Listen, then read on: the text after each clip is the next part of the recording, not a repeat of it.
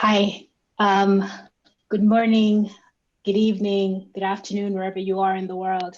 Thank you for joining us this evening. My name is Nanjala Nyabola, and I wear many hats, and I'm here in my capacity as a writer and researcher with a focus on the intersection between technology, society, politics, and media. I'm so excited to be part of this panel and to be moderating this conversation because I think what we have before us gathered in the viewpoints of the panelists and in the work product that they've shared with us is some of the most insightful and incisive reflection on one of the most urgent matters of our time. I think increasingly we're seeing technology being deployed in contexts where it causes and compounds pre-existing harms. And racism is one of those pre-existing harms that we are starting to get better at articulating, but we're not quite there yet as a global society. And I think what these reports have done is that they've helped us narrow down on the questions on why they matter, on why more people should be paying attention to them, and on why this really should be very high up on the national, international agenda, thinking about our shared tech futures, our shared digital futures. As I said, for me personally, this is a very exciting conversation because these are issues that I've been researching and thinking about. And in fact, I've just had the privilege of publishing a book on the issue of migration and identity and what it looks like from the perspective of a person of a community, of a society that is constantly criminalized, that is constantly otherized at the border.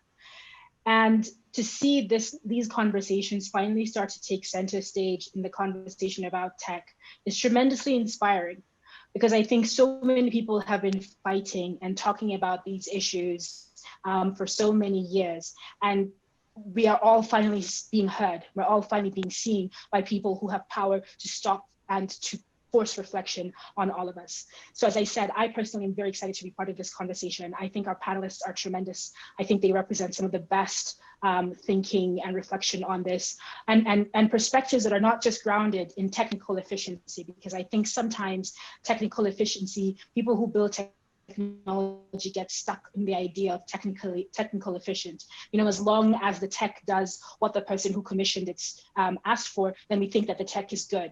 But really what we have here are panelists who are going to give us the human dimension of some of this technology, the impact that it has on your sense of identity and self, and particularly at the border, which is this very contentious and very fraught space where states are trying to make themselves felt, are trying to project their power, and individuals are increasingly finding themselves fleeing towards the border as international conflict, international crisis, international upheaval spreads around the world.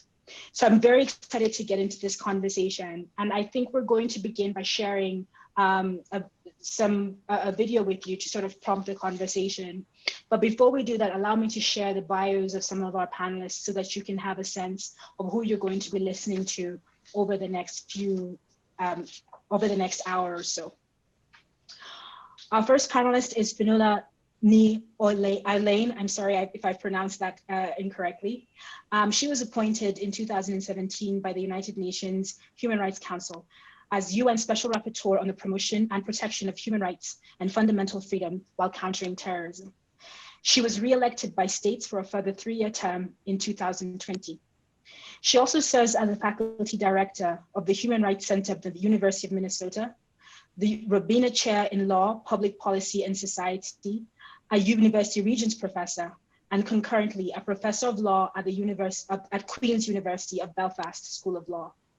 Finola is also the board chair of the on the board of the Center for Security and a leading expert on emergency powers law. She was board chair of the Open Society Foundation Women's Rights Program from 2011 to 2017. Finola was also representative of the prosecutor at the International Criminal Tribunal for the former Yugoslavia at domestic war crimes trials in Bosnia between 1996 and 1997.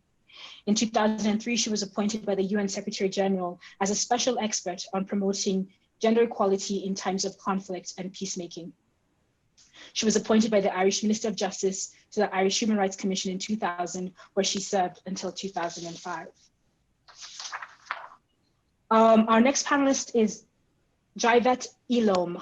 who is originally from Burma and serves as the Chief Strategic Officer at the Canadian Rohingya Development Initiative.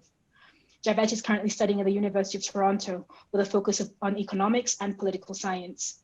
He is also community manager at Needs List, a public benefit corporation seeking to advance the humanitarian aid sector by leveraging AI.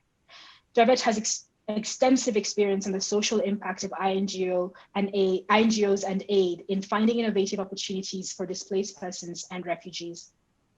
Prior to residing in Canada, Javed was a refugee who spent over 5 years in Australia's offshore detention system on Manus Island, Papua New Guinea. His time on detention, his miraculous escape, and his journey to Canada has been detailed in a number of media outlets. His personal experiences of loss and survival have strengthened his commitment to helping disadvantaged people globally. And finally, last but certainly not least, Tendayi Achiume is the 5th Special Rapporteur on contemporary forms of racism, racial discrimination, xenophobia, and related intolerance. She was appointed to the Human Rights Council in September 2017 and took up her functions as Special Rapporteur on the 1st of November 2017. Ms. Achiume is currently a law professor at the University of California in Los Angeles, UCLA School of Law, and a research associate for the African Center for Migration and Society at the University of the Witwatersrand in South Africa. She's a core faculty member of the UCLA School of Law Promise Institute for Human Rights and the Critical Race Studies program, as well as the Epstein Program of Public Interest Law and Politics. Before we jump into the video, I just want to remind you that this is an interactive as these conversations can be, a conversation. And so we would urge you to please use the chat function in Zoom to ask your questions. We'll get to as many of them as possible during the course of the conversation.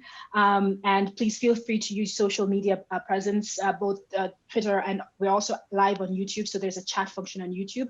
Share your opinions, share your perspectives, invite people to join the conversation. Because as I said from the beginning, I really do sincerely think this is one of the most urgent issues of our time. And it's great that we've all managed to come together for this pivotal conversation. So I'm going to stop there for a second and allow our tech team to share a video with you that I will set up our conversation. I'm really pleased to join this conversation as Special Rapporteur on Counterterrorism and Human Rights, and particularly to outline the approach of the mandate to some of the issues that are going to be addressed by Special Rapporteur Achiume. In particular, I do want to stress the importance of these issues around technologies, borders, and counterterrorism to the mandate I hold. I have recognized, as I suppose have both my predecessors, that datification of counterterrorism and the role of new technologies in counterterrorism is a pivotal and often underappreciated aspect of the consolidating security power of the state in multiple arenas. This focus on the use of technology in counterterrorism is really not a new aspect, but it has been consolidated by the role in particular of international entities and global institutions. In particular, the United Nations Security Council has played a particularly decisive role in enabling states to use technology in the counterterrorism arena. And there I speak in particular to UN Security Council Resolution 2396 of 2017 that decides that member states, for example, have to implement and develop systems to collect biometric data, including fingerprints, photography, facial recognition, as well as ensuring the collection of other kinds of data to advance common counterterrorism goals. It's important to acknowledge that this work of consolidating and utilizing technology in counterterrorism happens in spaces that are broadly closed. They are happening in fora that not even all states have access to, recalling that the Security Council is 5 permanent members plus 10 elected members. But more than that, these are spaces that do not have access from impartial and independent civil society and those on the ground who are most affected by these measures. These measures, which are developed in these securitized spaces, are also measures that lack any kind of independent oversight. So as states through the Security Council and increasingly through the General Assembly and the Office of Counterterrorism at the UN advance and consolidate and validate the use of these technologies, there's no independent oversight or accountability for the human rights consequences and negative and downstream effects of those uses. Mandates, special procedures, including Special Rapporteur Achiume and my own office, have really limited capacity to do the kind of consistent, deep, and day-to-day oversight of the widespread use of these technologies in practice. And as we've seen in a number in the reports that will be discussed, we see the use of these technologies to target the most vulnerable. Tendayi's report focuses on the widespread focus and use of these technologies against refugees and migrants, the framing of these groups as national security threats. We also see, as my mandate sees every day, the use of these technologies at borders to target civil society actors, to target those who are even advocating for the rights of others at borders. And so these spaces have become highly securitized spaces that are governed by international mechanisms that are broadly unaccountable, unseen, and under supported from a human rights perspective. And what does this mean going forward? It means, in fact, that both mandates, I think, are underscoring the extent to which we need consistent and sustained human rights attention to these spaces. We need to understand the role that security is playing in these spaces and how technology and security are, in fact, sort of working with one another in these spaces. We also have to stress the importance of the human rights absences and the need for human rights due diligence. This includes data protection, but I do want to say that data protection and privacy are the necessary but not sufficient means to protect human rights in these spaces. And finally, I think we need a sustained conversation about the production of these norms in the first place, and the consequences for a failure to engage human rights in a sustained way, to allow civil society in these spaces, and actually to ensure that these spaces are opened up to global scrutiny and that we hold accountable those states who are advancing security agendas through the use of technologies and naming the disparate effects that they have on the communities who are the subject of those measures.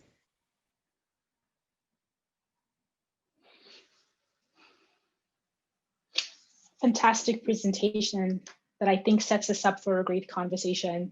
I'm joined right now by Tendayi Achiume, who is the UN Special Rapporteur on forms on racial discrimination and the author of this tremendous report that I really can't emphasize enough, especially if you're working in the technology space. I think these are really urgent questions that we have to start drilling down on and challenging ourselves and challenging our governments to start to think concretely about. And here is a blueprint to sort of help us get to that. And tonight I'm so excited to be in conversation with you about this. And of course, congratulations on the completion of the report.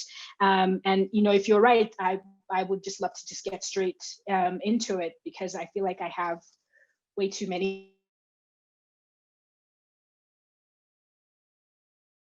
questions. Sure.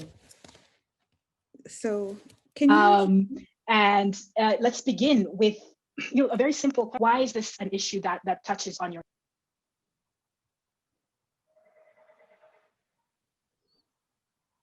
Nanjala, you've frozen or I have frozen for everybody. I'm not sure which it is. Can you hear me? I can hear you. Can you hear me? Yes, I can. Okay, good. I think we're fine. I was having problems with my internet earlier. Thanks so much, Nanjala, for this wonderful introduction. And Javed, thank you also for joining the conversation. And I know we'll be talking more later. Thank you so much to all of the attendees and also to the sponsors who are hosting this event. And so what I thought I might do is talk a little bit about the motivations for the report and then come to your question, Nanjala, which is why is the issue of emerging digital technologies and border enforcement a racial justice issue, because I think this is a really important place to start. And I want to start off by thanking the many researchers, civil society actors, many of whom are refugees and migrants and stateless persons themselves, who really provided valuable input for the publication of the report. So some of them have actually joined the audience of this call, which I'm really excited about. But without the support of the Promise Institute at UCLA Law School, the UCLA Center for Critical Internet Inquiry, and the Institute on Statelessness and Inclusion, and the Migration and Technology Monitor, all of these entities that I've described really provided very valuable spaces for input from a broad range of actors who are doing the day-to-day research that informs the report. So this report, which is on racial and xenophobic discrimination and emerging digital technologies in border and immigration enforcement context, it's actually the second of two reports that I've published on race and tech. And the first one was a general report on race and tech, and this one focuses then in on border and immigration enforcement specifically. And you might ask, okay, why have a report such as this? And what motivated me in my mandate is something that Fionola in her opening remarks refers to, which is that in the human rights norm setting and advocacy context, it seems as though when we're talking about emerging digital technologies, the focus has tended to be on privacy, free speech and expression and rights relating to those as kind of the human rights entry points into thinking about how we constrain government and private sector action in this space. But what is clear, and I think there's many critical race researchers and others who've highlighted that there is a racial justice and a racial inequality dimension to the way that these technologies are working. And it's not just racial discrimination, there's ethnic discrimination, there's gender discrimination, and it really requires attention to equality and non-discrimination human rights norms. And so the motivation behind both of these reports is trying to push behind a colorblind approach that ignores the racialized and ethnically disparate impact of emerging digital technologies, and instead directly confronts the intersectional forms of discrimination that result from and are exacerbated by the widespread adoption of these technologies. So the report that we're talking about today focuses specifically on digital technologies in the immigration and border enforcement context. And in the report, I use the term digital borders, which is a term that I did not invent. It's a term that's been used by other commentators and researchers. But in the report, I use it to refer to borders whose infrastructure and processes are increasingly relying on machine learning, automated algorithmic decision-making, predictive analytics, and related digital technologies. And these technologies are integrated into the very borders themselves. They're integrated into identification documents, into facial recognition systems, ground sensors, area video surveillance drones, biometric databases, and even into the decision-making around asylum and immigration decisions as well.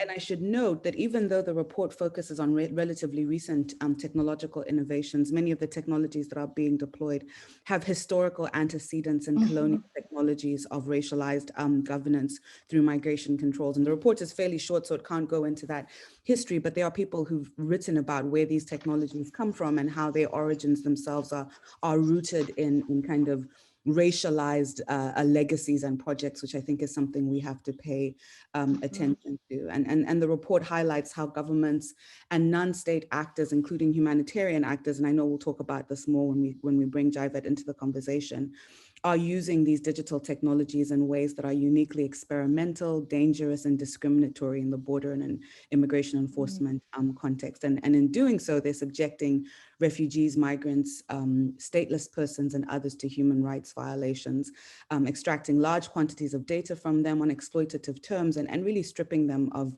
fundamental human rights and agency. So this is just some background on some motivations and kind of what the report focuses on. But I want to narrow in on your question, which is why is this a racial justice or an equality and non-discrimination issue, and not just say a privacy one or other human rights? And I think, we're dealing with a combination of two things. One, the presumption that technology is race neutral, which I think has been, as you mentioned, subject to a lot of debunking. This idea that technology is just objective, and if anything, we can use it to step away from the inequities that characterize society to have more fair outcomes and The first report, which builds on the work of others, is really trying to debunk this sense of the race neutrality of technology. But in this report, one of the things that I'm trying to take on is the neutrality or objectivity that is often presumed to be at the core of borders. So most people think that the borders of their nations are just, and that to the extent that they exclude people, they're excluding people on legitimate bases that don't involve things like race or ethnicity or religion or other prohibited grounds. But this is just false. We know that the global and regional and national border regimes that operate in much of the world operate on a racialized, ethnic, and kind of national origin exclusion that basically creates parallel mobilities for people depending on what they look like, what their beliefs are, and where they're coming from. And so when you think about who right now has to rely on the refugee regime and who has to move in precarious ways across borders, most of those people are kind of racially, ethnically specified, and they're coming from the global south. And even in the global south, people whose movement is most precarious is usually racially, ethnically, and religiously marginalized groups as well. And so when you isolate refugees and migrants and stateless persons, people who are moving in precarious ways for specific interventions, those interventions are effectively operating on the basis of national origin, ethnic origin, race, even if that is not the primary intention of the intervention. And then if you layer over that the idea that border regimes have become increasingly vicious, with many of them reflecting and implementing racist and xenophobic rhetoric around refugees, migrants, and stateless persons as per se national security threats, you see this again globally. You see this in the borders of North America, you see this in European borders, you see this in South Asia, you see this all over the world. This racialization and ethnicization and kind of religious overlay of how borders operate is exacerbated then by technological interventions. You know, I've been surprised at some of the statistics. So UNHCR says that, you know, more than 75% of the world's stateless population belong to minority groups. You see reports that have come out from Open Society, which are highlighting citizenship stripping in different parts of the world, and how even in the national security context, those who are most targeted are racial, ethnic, and religious minority groups. And so what you see is that because borders are operating in these non-neutral ways, digital borders are essentially reinforcing and exacerbating structural forms of exclusion and discrimination on the basis of national origin, on the basis of race, on the basis of ethnicity, in a way that means every time we're thinking about privacy concerns, every time we're thinking about right to life concerns, whatever concerns we might have in the border context, we should have at the back of our minds that there are equality and non-discrimination norms implicated as well.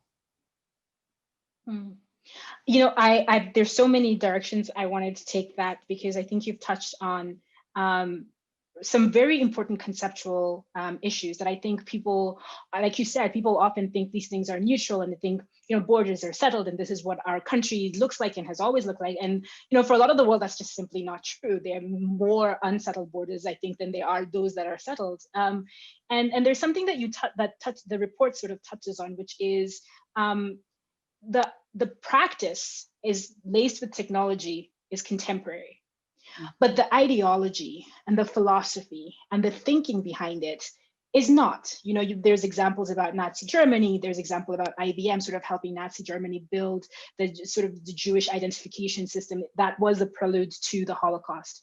And you're seeing echoes and resonances of that in contemporary practice. What do you think has made this an urgent issue? What developments are you seeing? You know, if you could uplift some of the examples in the report that have made this an urgent issue, that this resurgence of this past practice laced with, you know, this contemporary digital approach. What are some of the things that you're seeing that make this urgent? Yeah, I think there's a number of things, and I thanks Nanjala for highlighting again that what we're dealing with is regimes that have historical antecedents, and also kind of digital bordered regimes that are basically implementing national projects or kind of national ideologies around the way that borders work, so that it's not as though the tech is operating in one universe and then society is in another universe. Rather, it's that the tech is is facilitating, reinforcing, being deployed in the context of much larger projects. And in terms of some of the factors that the report identifies as catalysts or as kind of really driving what we're seeing, again, building on the work of other researchers, is one of them is just the economic profits and the way that the private sector is implicated in this field. So the report talks about what some have described as the border industrial complex, and how the militarization of borders and the digitization of borders is being kind of accelerated by the fact that many of the corporations that are involved stand to make large amounts of money from partnering with governments to deliver all kinds of solutions. And it's not just in the context of implementation of kind of national security visions of borders that seem racialized on the part of governments. There's a lot of discourse or kind of justification that is rooted in efficiency and bureaucracy. We'll talk more about this, but you see UN agencies, for example, like UNHCR, IOM, the World Food Programme, adopting digitization in the context of their border and immigration kind of work, their interfaces with refugees and migrants, where a lot of the justifications are around increasing efficiency or minimizing fraud, goals that on their face seem really valuable. And so then they enter into these private sector partnerships that are driven by a kind of techno-solutionism, where for every problem, there is a corporation that tells you that it can be solved. We're seeing this in the COVID pandemic context, which I think is also accelerating the rolling out of these technologies. This kind of intersection of money to be made, justifications, some of them neutral sounding on their face, and then also justifications that are not neutral sounding at all. That interface, I think, is a very dangerous one. One of the examples that I talk about in my report is here in the United States, there's been a lot of pushback, for example, against the Trump administration's proposal to build a physical border wall. But there's also been the rolling out of smart borders between the US and Mexico.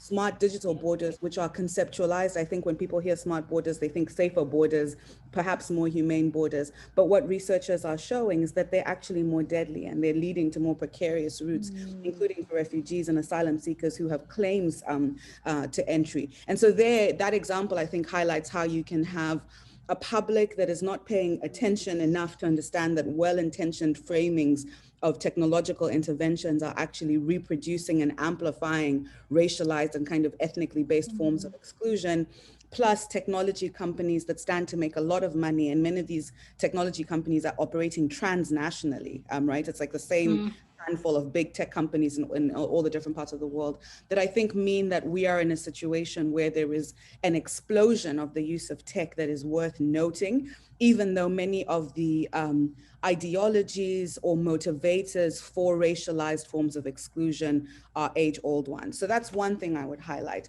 Another is that we are operating in a world where I think ethno-nationalist politics have just been let out of the box in ways that are remarkable. They're not brand new, but they're definitely remarkable. And you see this happening in different parts of the world, in the global north, absolutely, but even in the global south, where identity and I think your work speaks to this as well, the ways in which nations and kind of the identities of nations are being articulated really relies on the exclusion of certain groups, and then technologies are being deployed in ways that make it easier to exclude. So I've spoken about external borders, but I know your work talks about internal borders and the ways that systems within countries can actually be used to exclude racial and ethnic and other minorities in ways that may end up making them stateless. So these are just a few thoughts on why now, even though I think the history is important to keep in mind as well.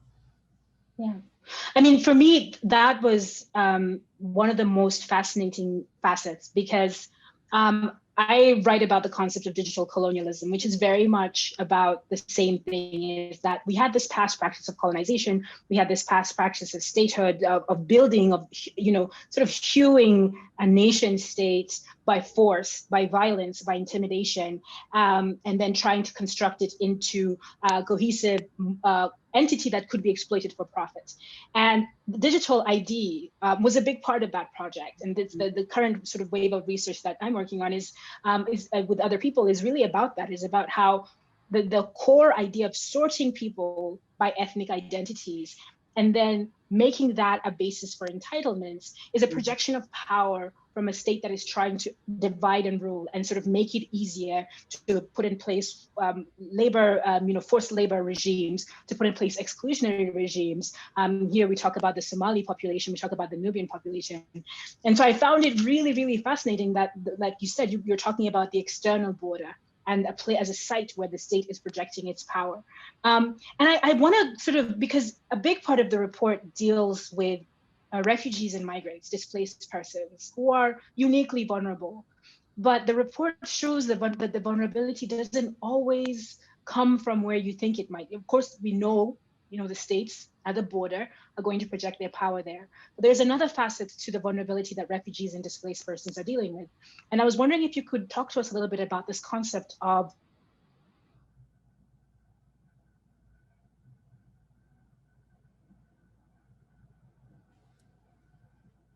Nanjala, you have frozen just as you were about to. Surveillance humanitarianism and how it played out in some of the. I was asking about the concept of surveillance humanitarianism. Surveillance humanitarian, yeah. Thanks, Nanjala. And this is a term that at least became familiar to me through the work of Mark Latinero. This idea that we have what we might think of as surveillance humanitarianism, which, through the increased reliance on digital technologies and service provision and other bureaucratic processes, what you see is perversely the result of exclusion of refugees and asylum seekers from essential services. So the report, as I mentioned, deals with practices associated with states, with private corporations, but then also looks at agencies, humanitarian agencies, which we think of as coming in to do good, but as we also know can often be some of the sites of where you have the worst forms of exploitation because of, again, the history of humanitarianism, but also the ways that these practices are being rolled out. And so the concept of surveillance humanitarianism really spotlights how, in the context of provision of humanitarian services, now you have massive biometric data collection and these systems being deployed, again, as I mentioned, sometimes as mechanisms for identifying refugees and asylum seekers, and then also for being able to manage worries around kind of low-level fraud, ensuring that people are who they say they are when they're receiving services. But what you see is that when things go wrong in these contexts, things go very, very wrong, and they go wrong at a number of different levels. So one is just the type of data that's being extracted and the terms on which the data is being extracted from these groups. Your livelihood sometimes as a refugee, as an asylum seeker, as an involuntary migrant may depend on your being able to access aid from these organizations.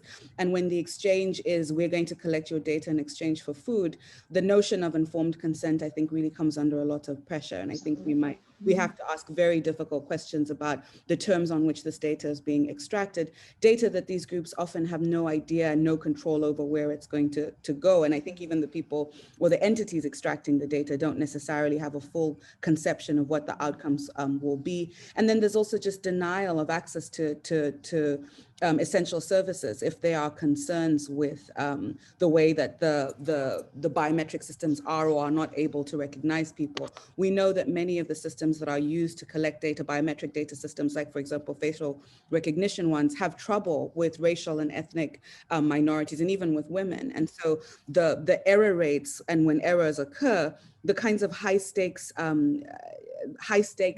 contexts in which we're dealing with are really, really high. I know Jaivet will talk more about this and give some examples from his own experience. And so the idea is that even when you have these well-intentioned interventions by humanitarian organizations, we have to be very careful about the terms on which the tech is being deployed, the terms on which the data is being extracted, and the terms on which services are being provided, and the fact that the groups that are most targeted are racially, ethnically, and religiously marginalized groups as well.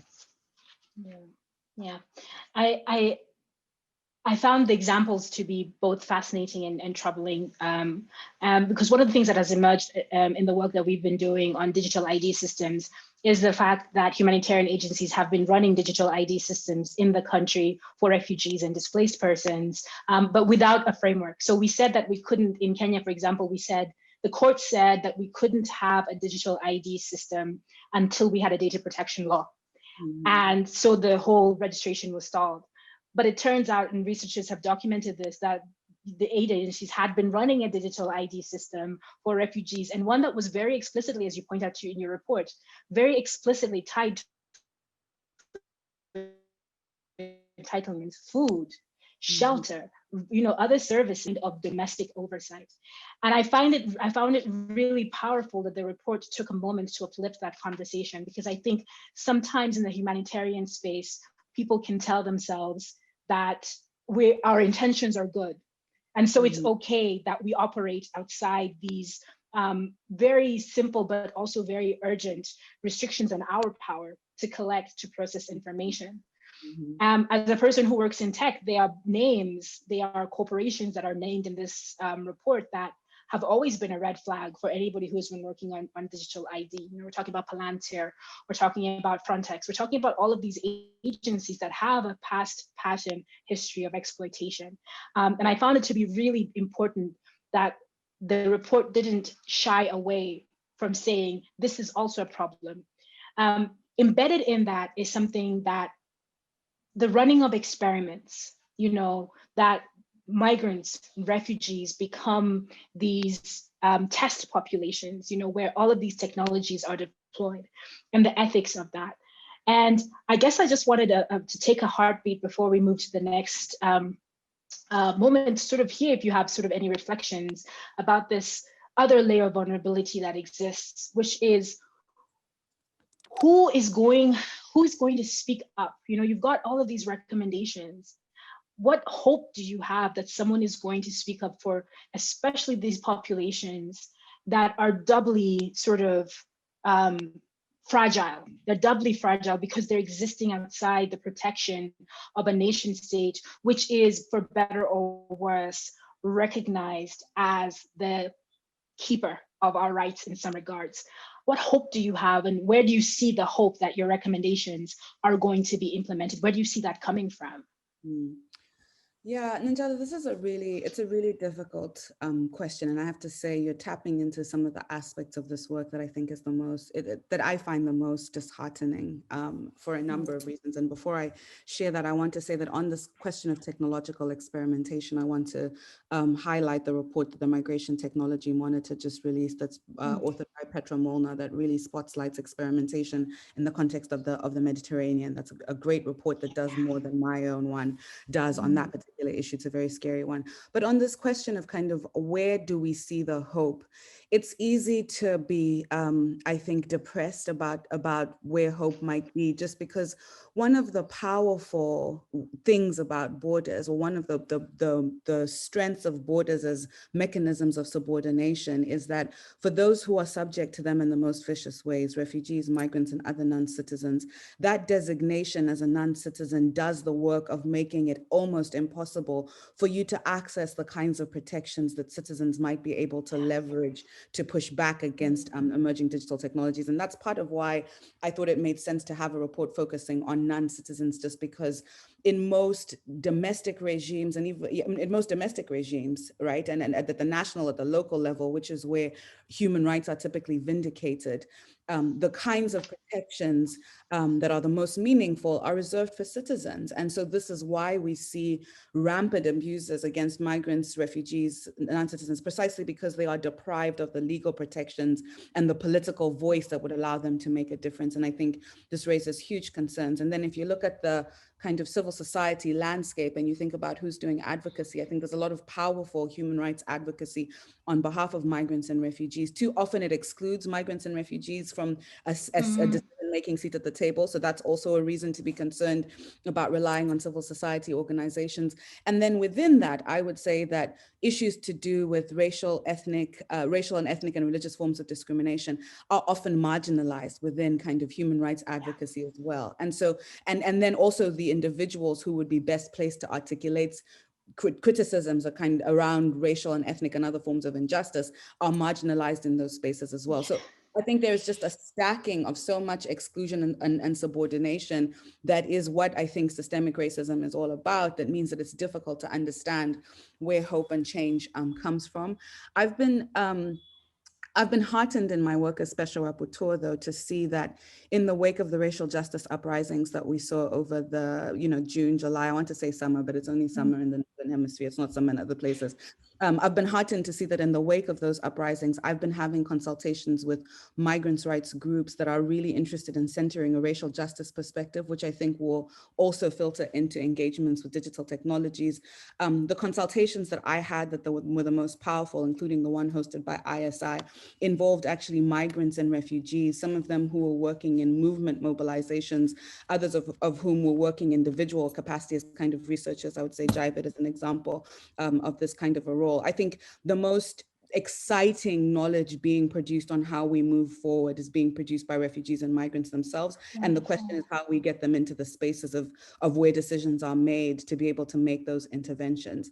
And the recommendations that I provide in the report, which are many and include things like requiring states to take seriously international human rights law around equality and non-discrimination, and even things like the principles on the deprivation of nationality in the national security context, which were published by ISI and others, really looking at that guidance and centering it, but above all, finding ways to include migrant and refugee populations in decision-making about the adoption of tech, in accountability mechanisms regarding the adoption of tech. And it's tough. I make all of these recommendations. Who knows whether they will be adopted by states? And also the recommendations are made, for me, against the backdrop of really feeling that the issue inheres in the injustice of the way that borders are constructed themselves. So going back to your comments that you were making earlier about how the borders of most nations reflect really unjust history. Some of them are colonial, some of them are imperial, but not necessarily colonial. We're dealing with fundamentally unjust institutions when we're dealing with borders. You layer the technology over them and we think about how we tackle, discrete aspects of that injustice, and it's really disheartening. But I would say my hope lies in finding ways to shift power. That really has to be what the emphasis is. And the recommendations in the report, I think, are trying to articulate policy moves for shifting power to those groups that are most subordinated by the regimes as they exist today. That's such a powerful place sort of to pause and reflect, because I think what you've touched on is so important, this intersection of marginalization, right? Because you have vulnerable people being exposed to technology built by people who don't listen to vulnerable people, being given oversight by institutions where those people are still marginalized, and people not really knowing how to process all of these things together, right? And resorting to this sterile, the tech is good, it doesn't matter, we don't have to deal with the complexity.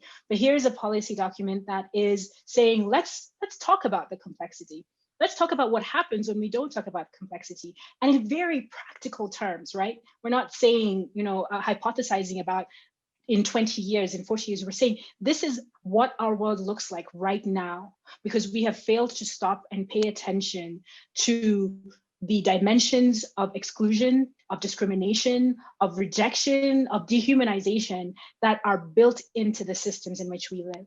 And I think that's tremendously powerful. I really did appreciate sort of reading the whole report. I was like skimming all the way through. And I wanted to bring, I have to pause at this particular point to bring Jaivet into the conversation, because I think Jaivet represents, like you said, a lot of what you were trying to accomplish with this report.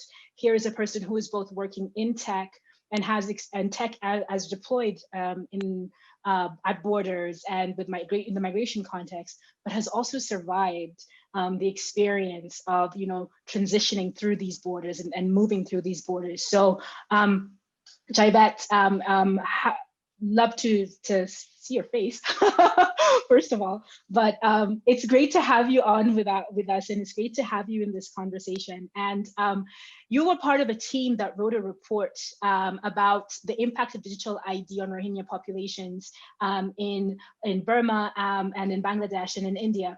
And I was just wondering if you could begin by taking a couple of minutes to tell us why this report was important. What was it that you were seeing or you were experiencing that you think that people don't realize about this most urgent humanitarian crisis that really should be higher up, I guess, on the international agenda?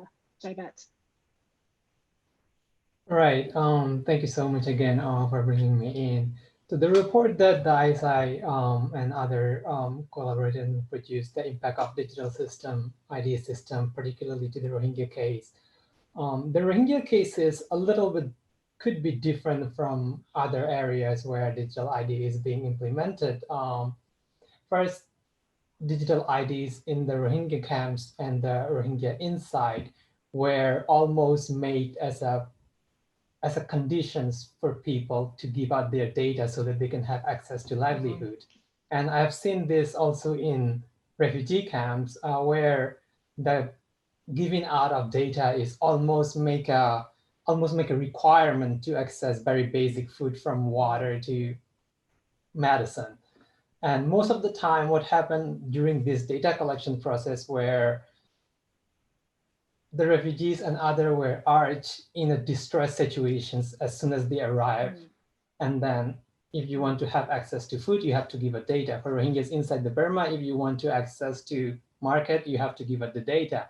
And these data were collected and designed by some of the parties that were not necessarily the one using it. So what happened is when somebody else collected data and the other party used it, it is not often what it was originally intended for. For Rohingyas in Burma, that we particularly highlighted in the ISI paper was like, first of all, Burma doesn't have any privacy or data protection law, but the little bit of like access to information law that exists only give the benefit and the coverage to the citizen only, and this does not apply to the Rohingya again. So even if that data collections and the ID were according to the law, the people, the most vulnerable Rohingya do not benefit from this law. And instead of like being access to food and being access to citizenships in a way which we're hoping for, what happened is the adverse effect against the surveillance using this data. So it is quite a bit of difference and very more in depth in the paper, but that's basically what happening. The data were collected by one party being used the other party. In the case of machine learning, the people who design it doesn't even have the control anymore. The algorithm developed over the time and then learn itself. Like you cannot just simply modify it anymore when it went into the machine learning and deep state of algorithm. You know, I've always found the Rohingya case to be fascinating because, first of all, like we were talking about with Tendayi before, this is not something new. And you've pointed out in your report that identity discrimination against the Rohingya is actually something that's old. It's been practiced before. And the technology has actually just sort of come in to make the state more efficient in its discrimination and more efficient in its exclusion. And I was wondering if you could take maybe, again, a minute or so to reflect a little bit on this past history of identity discrimination. There's a couple of pages in the paper, but maybe if you could just single out one or two examples of what identity discrimination against the Rohingya looked like before the technology, so that people can have a better sense of the historical connection that's happening here. Right. Historically, Rohingyas were given out identity and ID card in different barriers from through the history that allowed authorities to single them out and that allowed authority to identify that you are Rohingya. But there are certain Rohingyas, including myself at one point, where you were out of these confined open prison zones. You are not easily identifiable. And if you can speak the language and maneuver through little bureaucracy, you are actually allowed to access certain facilities like educations, which are not necessarily tied to the citizenship until to a certain level. And what's happening or what is about to happen with Burma trying to go into digital ID is these digital IDs, other than race and religion being listed, they are also will have like certain filter and certain tag that will be able to identify the geolocations, the birthplace, and where you came from. And this essentially pinpoint where Rohingyas are coming from. And if you are at a part of a state, you can no longer just try to keep a low profiles and access to like some other basic livelihoods. And digital ID will enable authorities to pinpoint your locations and then geo data. I want to ask you a really abstract question. And feel free to take time to think about it if you want to, because I think we don't want to fall into the same trap of talking about these things as if they're just abstract things and they're just policy things, because you've actually been on the other side of some of these policies, both as a researcher and as a person who's lived through them. And maybe if I could invite you to reflect a little bit, to share your reflection, what does that feel like, you know, as a person who is in a society, to have a machine, a computer that, you know, you don't know, you've never interacted with, have this power to make these decisions over your life and the things that you're able to access on a daily basis? The worst of the worst part is when you do not have a person that you can reason with, you do not have a person you can talk with. It is a machine that's giving you 1 or 0, and it doesn't listen to any errors and any other reasonable fact that changes over time during the time when the data were collected. That was the worst point, where once being collected, once the machine is making the decisions, there is no flexibility, or there is no other persons to reason it with, to explain the situations and the development. And that's make it harder at some point to actually access to certain foods, and you develop certain allergies, but your allergies were not documented or were not collected or were not even asked when the data were being collected. And now the machine is dispensing the food, you have no longer a way of correcting it. And to go through the whole paperwork, the whole system, since the machine is in place, the machine is the first interactive point, it takes usually much more effort and a longer time to get it fixed. And this is happening at a national scale, right? You're talking about millions of people who are being displaced, and it follows you. You know, even if you manage to leave Burma, you're talking about people. We've talked about surveillance humanitarianism in camps in Bangladesh, in camps in India, in camps Manus Island. This whole spectrum sort of follows the displaced person, right? And does it that sense of powerlessness also just follow you through as you go through all of these processes? Definitely. It's in a way, when it's become more machine and more data, there is a whole element of dehumanizing in the camps, and especially this was true in the Manus Island. You were not even called by name, but you were called by number. And then like addition of these machines just basically make you a number in the whole systems, and the human element was completely reduced to just a number, and there isn't that anymore. So that kind of actually empowered the feeling less of a person, but more of a number, or more of a stack documents, stack data. In this world in which the governments are deploying this technology in this way, the humanitarian agencies are part of the systems that are deploying in this way, where as a researcher, both as a researcher and as a person who, as I said, has experienced this stuff, what are the voices that you think need to be heard? Like what kind of organizations, what kind of institutions, like who could we bring into this conversation? Who needs to be working on these issues? Like just off the top of your head, what are the silences that you're seeing, and like who would you love to see more engaged with these issues? First will be the donor that will providing. For example, for Burma, there was like a lot of funding from UNFPA and a lot of other UN private donors as well. And first of all, these donors who are making the systems available, like they have a huge part to play. And the second one is the technological company. For example, in Burma, it is the French multinational company Thales, who were about to provide the digital ID. I would like to see these people realize that there is much more beyond the data, and there is much more what they are collecting. Also, the collection process, oftentimes the collection process took place as much as they can collect, not what is needed. And in data, in a way of being more fluid, in a way of more things that you can derive from the data, it is often take in a way like you take one filter from that place, the other filter from another place.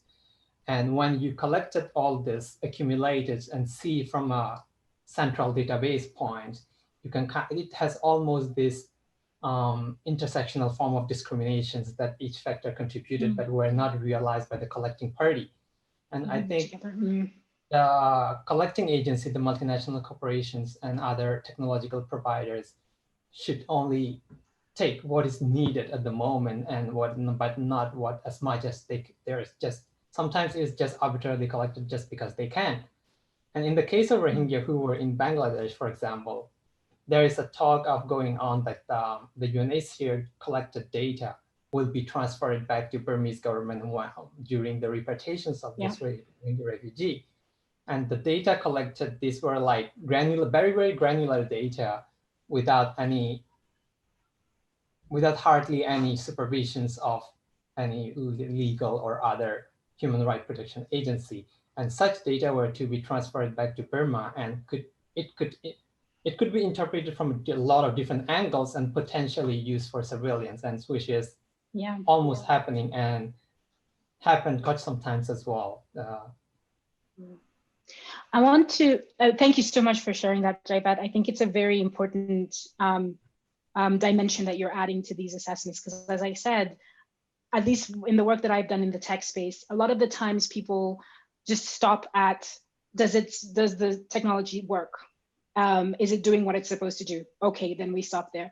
And I think hearing from you that, even if it works, what is it working at? What is it doing? What is it actually implementing? I think is an important point of reflection. I want to leave both, as we go into the Q&A, I want to leave both you and Tendayi a question to think about that I will come back to you at the end of the presentation. My question is very simple.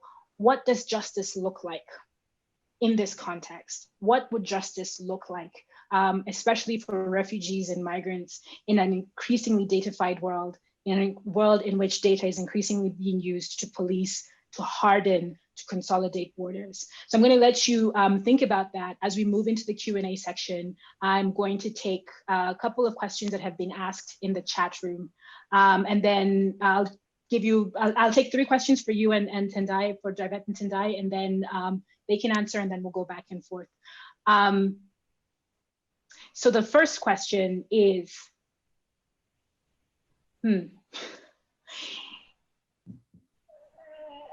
Tendayi, this is for you. You say that there is an assumption that borders are just. Could you elaborate on that presumption, the presumptions that borders are inherently just, and why it is problematic? And sort of tied to that is, can there be a positive role for technology in addressing the injustices in the border? Another question for you, Tendayi. Do you think that digital borders will face a particular challenge in the context of climate-induced migration? Because there doesn't seem to be any agreement on whether climate change interacts with migration and how we can classify such movements. And finally, for you, Jaibat, considering especially that, as we said, the history of discrimination against the Rohingya in Burma precedes displacement, right? It's before this massive wave of displacement. Could you extrapolate on how these practices, or could you tell us a little bit more about how these practices impact minorities that are not yet stateless and are not yet at the border? What kind of concerns do you have? And how do we think about this as a racial justice issue? So if we could take those 3 questions, there's 2 for you, Tendayi, and 1 for you, Jaibat. Okay, thanks a lot, Nanjala. And thank you to the audience member who asked that question, which is all of the questions, but the one about the injustice of borders. And I could talk for a really long time about this, but I'll try and be quick. And I've written about this in my non-special rapporteur capacity and more in my academic capacity. And I think we might think of the injustice of borders at multiple levels, right? So in most nations, and even within the international human rights regime, there are going to be divisions or rights that are allocated on the basis of citizenship and some rights to which non-citizens are not entitled. And we can talk about the justice or injustice of that, but I want to identify that the kinds of borders I'm thinking about are not just the physical borders of the nation, but also the political borders that are associated with whether you have citizenship or whether you don't have citizenship. And then when we think about the territorial borders, the national borders that that characterize much of the world and the way that they operate.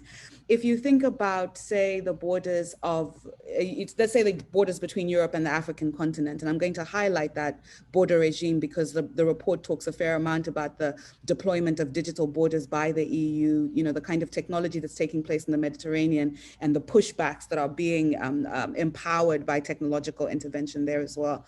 I think for many within Europe, there is a sense that the people who are trying to cross don't have real entitlements to be in Europe because they are economic migrants who are fleeing bad things that happen in their country that are completely unrelated to anything that might be taking place in Europe. And so there's a sense that the decision may be unfortunate, but it's definitely not unjust because the people who are approaching the borders are outsiders and we, the insiders, have built our nations in ways that mean that we can exclude these groups.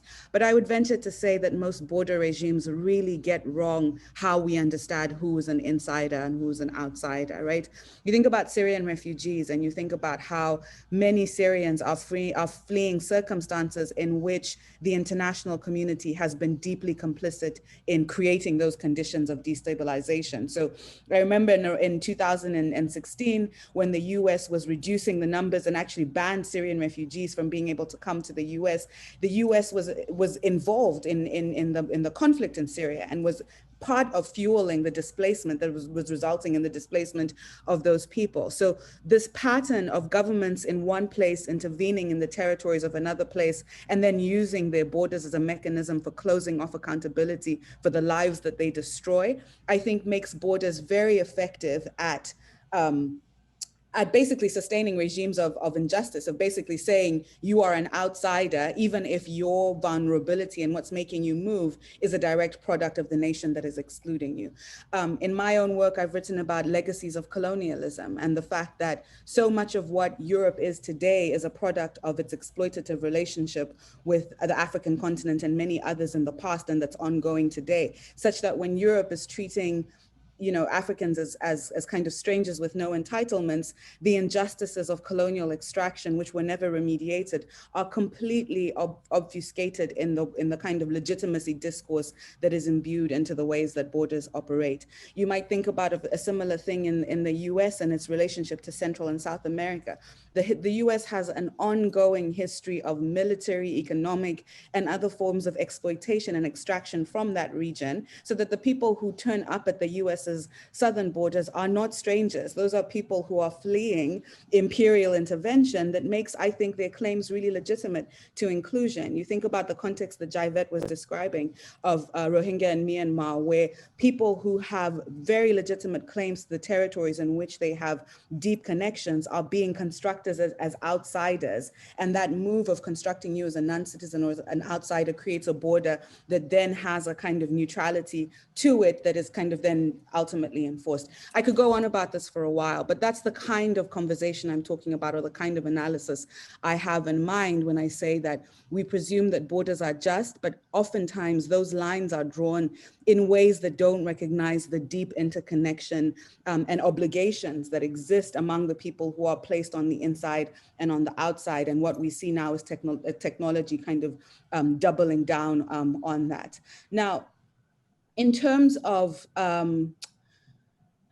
whether there is a role for technology, I think that was the second part of the question is there a role for technology in undoing those injustices? Is that right?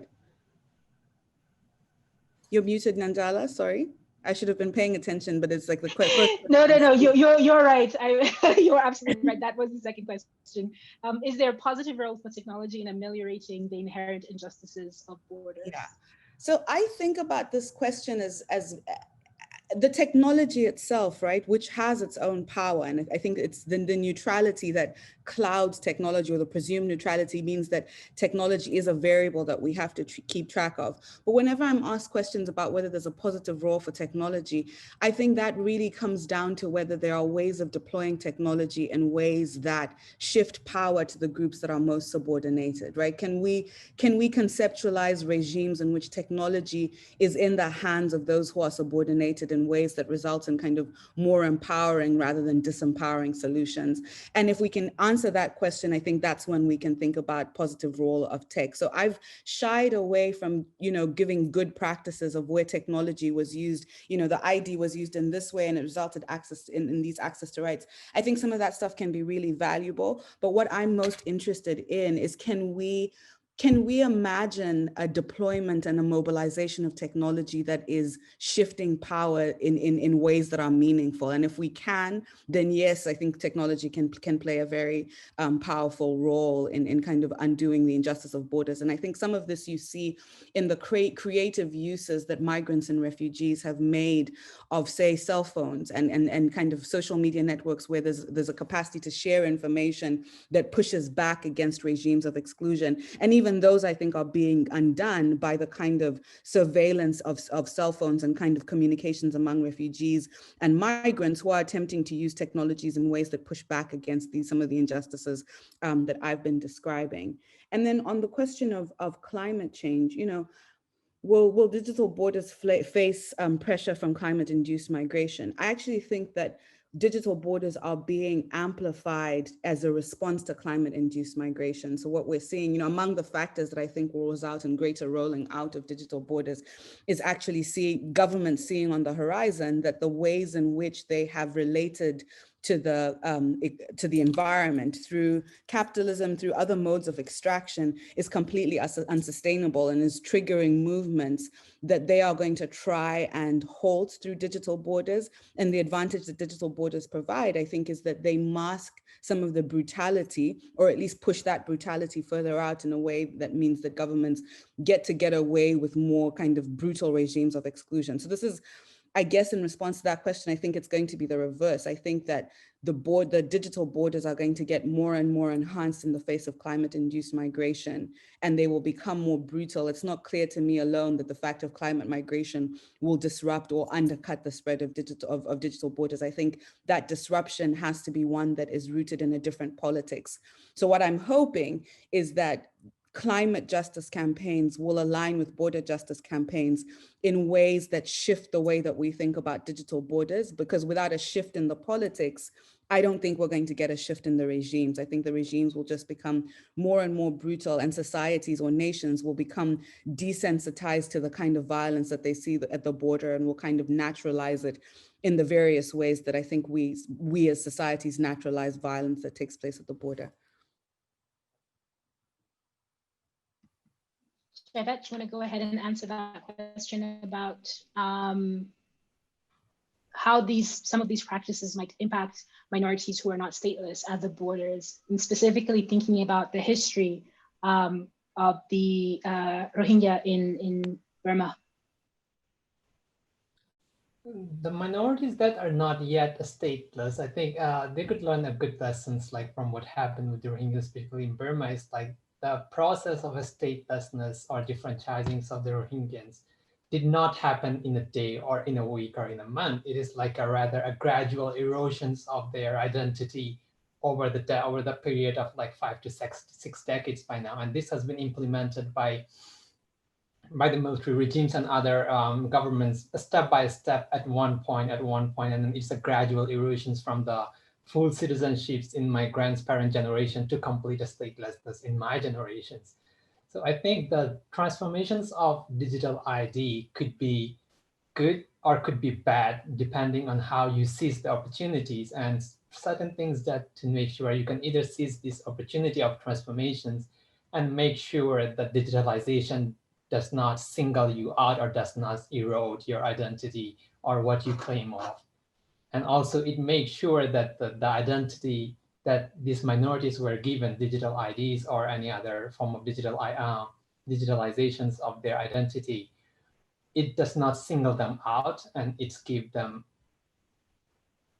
the same as privilege and the same as coverage as other majorities of that space. And this will be different depending on the minority and a specific factor. For example, the Rohingya, it was a geolocation. If you were born in this place, that's when the discrimination is applied, and this could be different depending on the minority. So I think it is really important for the minority who are not yet stateless to give a special attention to, in the process of digitalizations, their identity and their their current claim is not being eroded in any way, and or in the process of who are stateless are trying to regain or trying to restore their citizenship. For example, in Rohingya, it is very important that the law and the law that are discriminating in the paper-based identity does not get the chance to transform into digital identity, because once it's been digitalized, we can see that it's lasting longer than the paper-based one and will be even harder to fix it. Fantastic. For the next round of questions, I have two questions for Jaivet and one for Tendayi. Jaivet, the two questions are, how are these practices affecting children? The data collection of children, and even though the state might not have local laws, there are international conventions that it is party to, like the Convention on the Rights of the Child, the Optional Protocol on the Sale of Children, which specifies exploitation and multiple forms of exploitations and prohibitions on multiple forms of exploitation. So the question is basically asking, you know, are children being involved or implicated in some of these practices? And, you know, has there been any kind of documentation or, you know, any kind of follow-up to that? And then the other question that is sort of related to this is about sort of using beneficial practices or beneficial goods as kind of like an entry point to some of this widespread data collection. It's something that is touched on in the report. It's something that you've mentioned. And the specific question is, in the area of education, there's been a push for the digitalization of education. Is it not also risky, isn't it risky to reduce education programs for refugees? Isn't there a risk to data privacy and to protection of the human rights of children through programs like digital education programs? And Tendayi, the question for you is about Human Rights Council as a follow-up to this report. David, do you want to go first? Are you ready? Yeah, Okay. I can go first. Regarding the first questions, sorry, I lost the first point of the question, sorry. The question was about children and whether children, these practices are affecting children.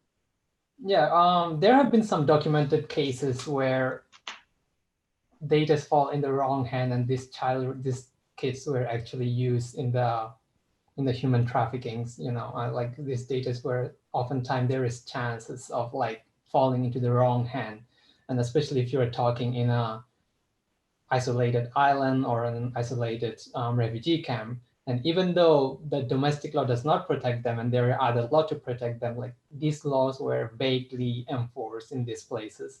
And it is, as refugee camps and other detention camps, it is much of a, people have other bigger concerns of their food security, their shelters, and it is often unorganized, not very well organized, and oftentimes very chaos. So the enforcements of these laws are like at best questionable.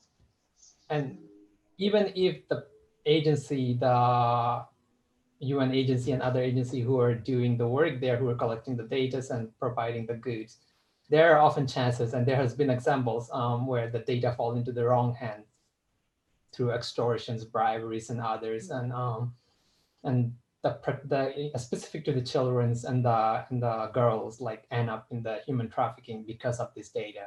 So there's a huge risk when it comes to the kids.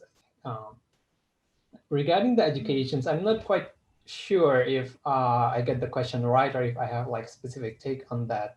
We are also the organization that I co-run, so are also pushing the access to education so that like essentially when the Rohingyas are being repatriated, like they are well informed and then they can speak for themselves so that there isn't a third wave or a fourth wave of genocide being repeated. And we've been pushing for educations. One of the way that education is being provided, like there is being online also mean like you do not need a physical space and you do not have like the other constraint that came along with maintaining a physical school inside a refugee camp. I don't see a way of data privacy being affected to it if the education is provided with independent university or independent organizations being provided, not by the governments or not by the agency working there. And the students or the refugee students have access to sign up for themselves and then to administer that term by not through the refugee camps or the governments of that place.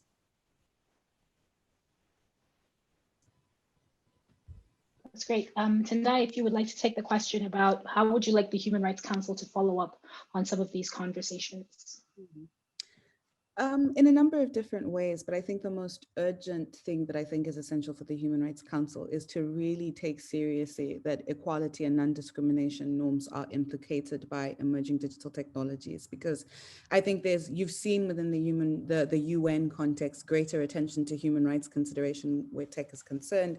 But again, I think there has to be an increasing emphasis on the fact that it's not just privacy and speech rights that are concerned, but that the equality and non-discrimination has to be an anchor. So I think if the Human Rights Council could initiate more processes and devote more resources to actually fleshing out those norms, I think that would be really important. I think there has to be greater attention as well to the way that UN bodies are partnering with technology companies, you know, in the ways that they are building out the frameworks around human rights and tech. So I'm going a little bit off script here, but I'm often stunned when I go to Geneva to find that, you know, you meet with delegates from the big corporations like Facebook and, you know, Twitter, Google, all these entities have kind of diplomatic wings that I think end up partnering with even the UN agencies that are supposed to be articulating the way that the human rights standards apply to these frameworks. And, you know, I don't think that we should operate in a world where there is no engagement with the corporate world. I think we absolutely have to engage the corporate world because they have so much power in this space. But I think we have to be very careful with the way that those engagements take place. And we have to make sure that the world-making capacity of corporations isn't inflecting the way that the kinds of norms and governance standards are being articulated as well. And then the final thing I would say is that, and this I think might be too much to hope for, but really putting on an onus on the Human Rights Council to find ways of insisting that migrants, refugees, and stateless persons are represented in knowledge production around these issues, right? So when they are seeking experts to give feedback on how the tech is operating, what it can and cannot do, really ensuring that those groups that are the most impacted are considered epistemic sources at the level of actually even the framing of the nature of the problem, I think would be really, really important. So those are just some thoughts on immediate things that I would hope would happen. But maybe a more basic thing is I just want them to read the report. That would be a good start. If you and Human Rights Council members could read the report, that would be a great start. They better read it. If anyone is in this call, please read it. It's really tremendous. I don't say that loudly. I think it's really tremendous and it's really important. We have about 7 minutes, so I'm going to end with one question, I guess, for each of you. There's one question which is inviting you, Tendayi, to reflect on the World Bank's ID4D program. If you've had any thoughts on that, the question doesn't specify whether it's the concept or the implementation, but maybe if you have any thoughts on the World Bank's ID4D program. And then there's a question here that I think that you could provide us insight to, Javette, which is how these practices of biometrics are affecting alternatives to detention. And the person who asked the question gave an example of how in India there has been a push to use biometrics as a way of allowing people to not be in camps. I'm trying to read the questions very quickly to have people not be in camps. So if you could reflect a little bit on alternatives to detention, and then Tendayi and ID4D. And then there's one question here that I'm going to try and simplify because I think it can be simplified. When we talk about racial discrimination, we often forget Indigenous populations. But I think in this report, you kind of briefly touched on it, on how Indigenous populations are contemplated as both as suffering the very same patterns. And the question is basically inviting reflection on that particular issue. How did the indigenous populations factor into your assessment of these issues? So maybe we start with Jaibat, if you could reflect a little bit on are these biometric ID systems being used to advance alternatives to detention? And is that a good thing? Yeah, I think I can actually pinpoint to one particular example that can kind of reflect on this, the way biometric data, the collection of biometric data impact the detentions of innocent people oftentimes is once these biometric data are collected, these countries share this data with a bunch of other countries they have either treaties or they have other agreement with. For example, in the case of Australia, it's like Australia share what they call IF5, like with other 5 countries, and then they're all biometric data ever came into the systems were being shared. And the offshore detentions of asylum seekers in Australia was like ruled as unconstitutional by the court, and at best it was imprisonments and torture.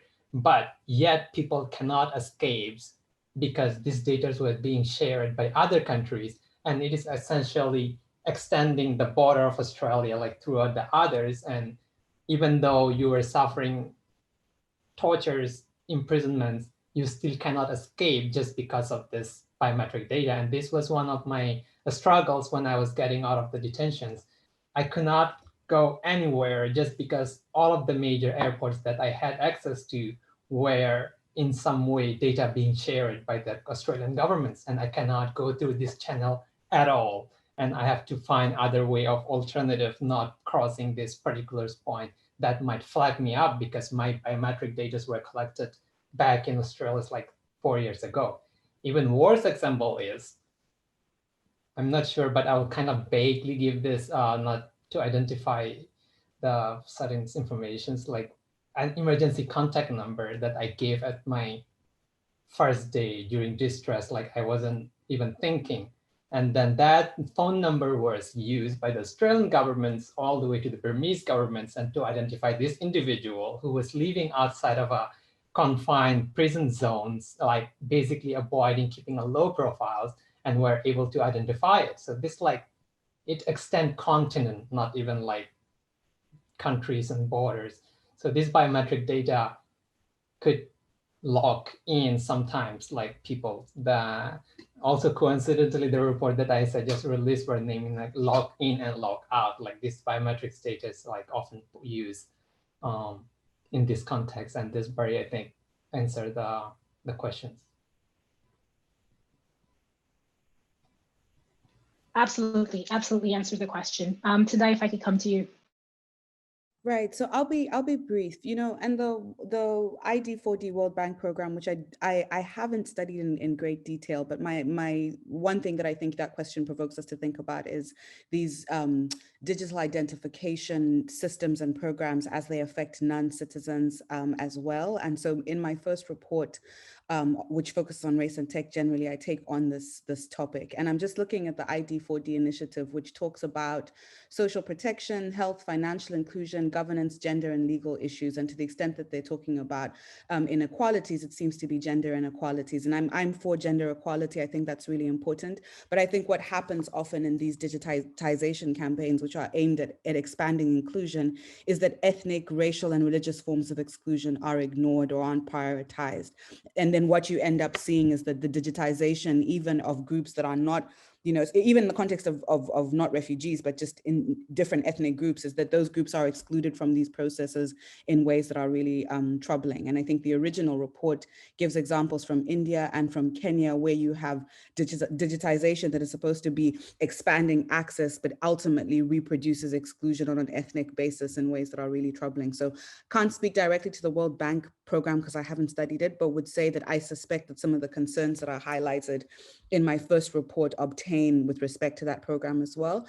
And then with respect to indigeneity, I think this is a really important question, and you'll find that both this report and the previous report deal with indigenous peoples. And this, most indigenous nations are subject to digital forms of exclusion within the interior. So they are supposed to be treated as full members of the nation. They are not treated in that way. And so the first Race and Tech report talks about how forms of discrimination operate against indigenous peoples in different ways. And then in this report, the one example I think that I was able to provide focuses on how there's some indigenous nations where the borders cross them and divide their territories and their nations up in ways that subject them to surveillance and different forms of kind of interventions that heighten their risk to human rights analysis, even if they themselves are not moving. And then in a report that we'll be producing, hopefully with ISI, we'll talk more about nomadic indigenous groups and groups that have a more mobile way of life and the ways that their ways of living have been disrupted by digital intervention. So that one is forthcoming, hopefully, but I think it's important to highlight that indigenous peoples can sometimes in these assessments be written out of the story. And in both reports, I try to pay some attention to those issues. You know, one of the, well, before I wrap up, I had asked you a question before, and I'd like both of you, if you could just very quickly pick one thing, kind of like your concluding thought.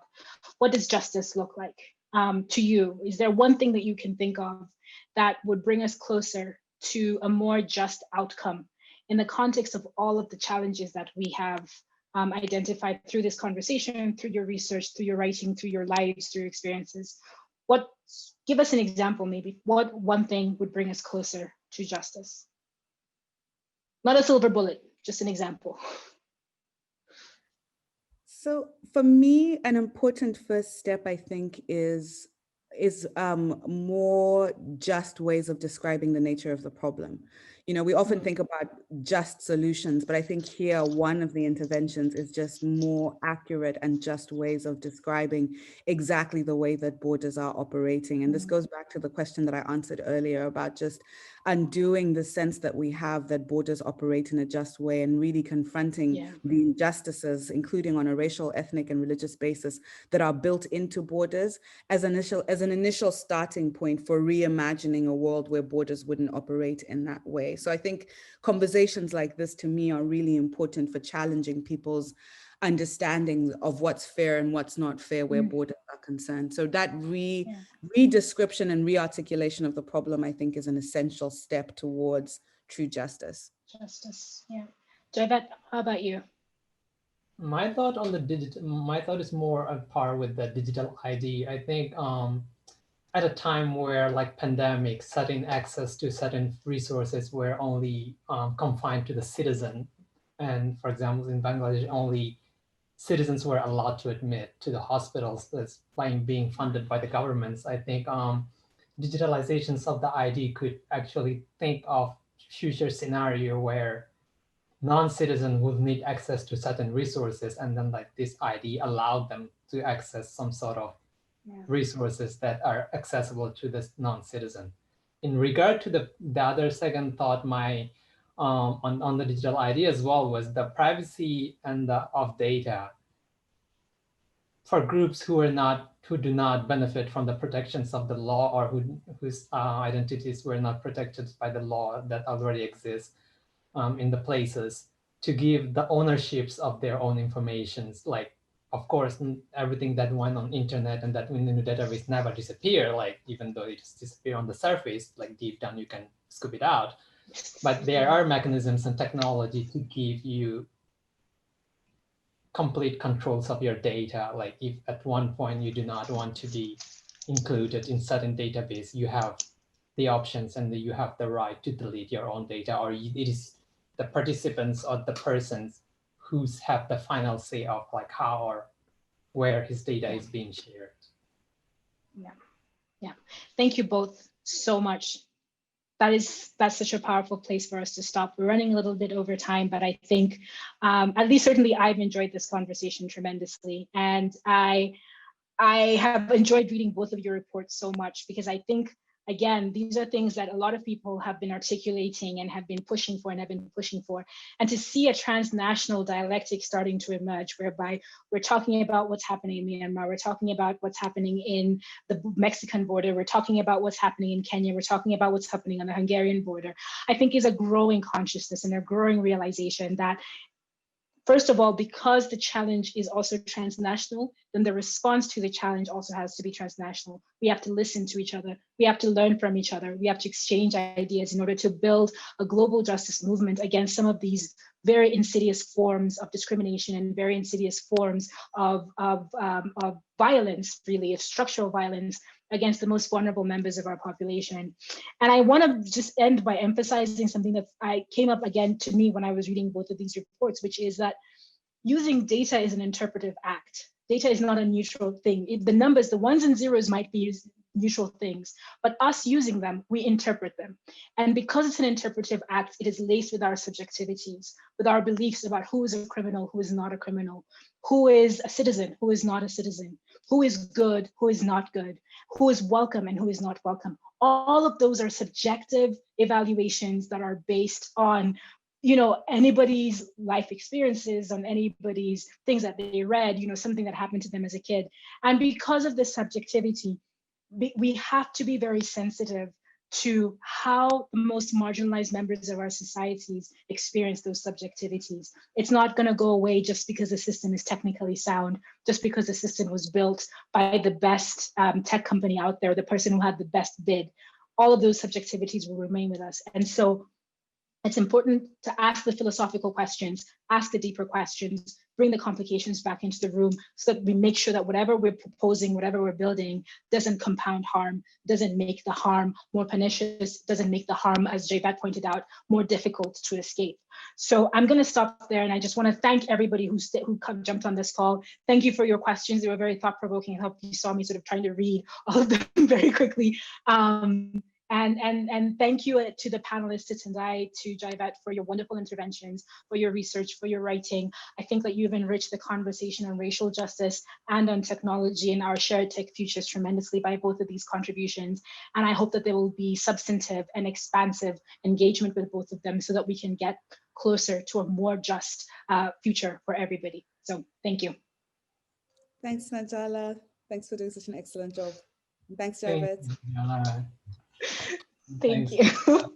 Behind the scene, we finally made this possible, so the organizing work. Okay, thank you also to our hosts.